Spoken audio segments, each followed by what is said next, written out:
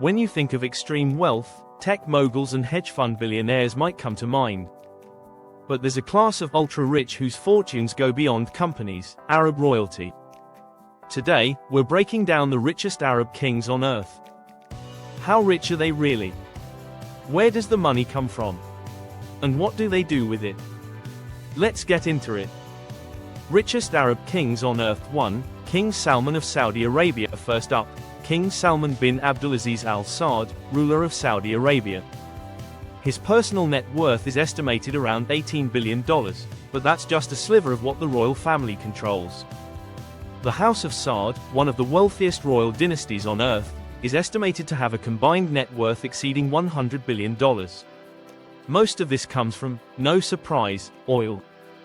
Aramco, the Saudi oil giant, is one of the most valuable companies in the world, and much of its profits flow back to the state, and indirectly, the royals.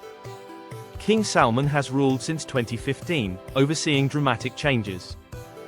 He handed much of the power to his son, Crown Prince Mohammed bin Salman, who launched the ambitious Vision 2030 plan, aiming to diversify the economy beyond oil.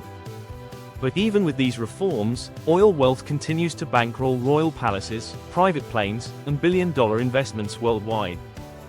2. King Mohammed VI of Morocco. Next, we have King Mohammed VI of Morocco. Estimated net worth: around $5.7 billion. Unlike some Gulf monarchs, his wealth comes from diversified sources. He owns a major stake in Morocco's largest bank, a leading phosphate mining company, and vast agricultural lands. He's also known for luxury real estate, both in Morocco and abroad. His investment group, Al Mada, holds assets across Africa in energy, telecom, and banking. This makes him not just a king, but a serious businessman. Despite criticism for royal spending, Mohammed VI also invests heavily in infrastructure, renewable energy, education, and poverty reduction, shaping Morocco's development in both public and private sectors. 3. Emir of Qatar. Tamim bin Hamad Al Thani, the Emir of Qatar, is said to control assets worth over $2 billion personally, but the real power lies in the Qatar Investment Authority, a sovereign wealth fund with over $450 billion in assets. This fund owns stakes in Barclays, Volkswagen, Harrods, and even the Empire State Building. Under his rule, Qatar hosted the 2022 World Cup, spent big on infrastructure, and punched way above its weight in global finance and diplomacy. Qatar's wealth also fuels global media, owning outlets like Al Jazeera, and luxury property from London to Manhattan. Despite its size, Qatar has built outsized influence using its wealth strategically across sports, education, tech, and international politics. 4. Sultan of Oman. The Sultan of Oman, Haytham bin Tariq, is more discreet but still sits on an estimated $1 billion personal fortune. Oman's economy is smaller, but the royal family has long controlled key industries, especially oil and shipping. Since taking over in 2020, Haytham has pushed for economic reforms, foreign investment, and modernization. The Sultanate's strategic location along vital shipping lanes like the Strait of Hormuz also plays a big role in its geopolitical and economic leverage. The royal family's wealth is intertwined with state-owned enterprises and historic landholdings, giving them steady long-term influence, even as Oman diversifies beyond oil.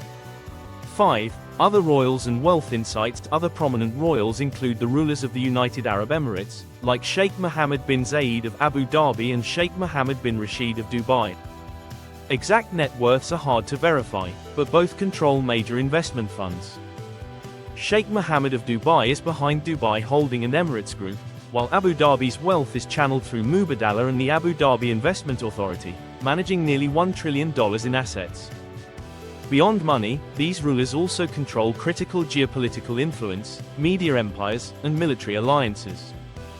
Their fortunes might not be as publicly itemized, but their reach is arguably even greater. They invest in everything, from AI startups in Silicon Valley to skyscrapers in Europe. That makes their financial footprint one of the largest, even if personal wealth isn't always disclosed. 6. What they spend it on. So, what do these kings spend their billions on? Yes, there's the usual: gold-plated palaces, custom yachts the size of cruise ships, and fleets of private jets. But it goes deeper. Many invest heavily in global real estate, Think penthouses in London, chateaux in France, entire blocks in Manhattan. They're also major players in sports, owning stakes in football clubs, sponsoring events, and hosting international tournaments. And increasingly, they're pouring money into technology, media, and climate innovation, securing influence for the next generation. Don't overlook the strategic spending, cultural diplomacy, universities, museums, and humanitarian efforts. For some, it's about luxury.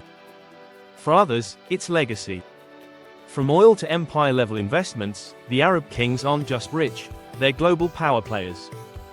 Their influence shapes markets, politics, and culture far beyond their borders.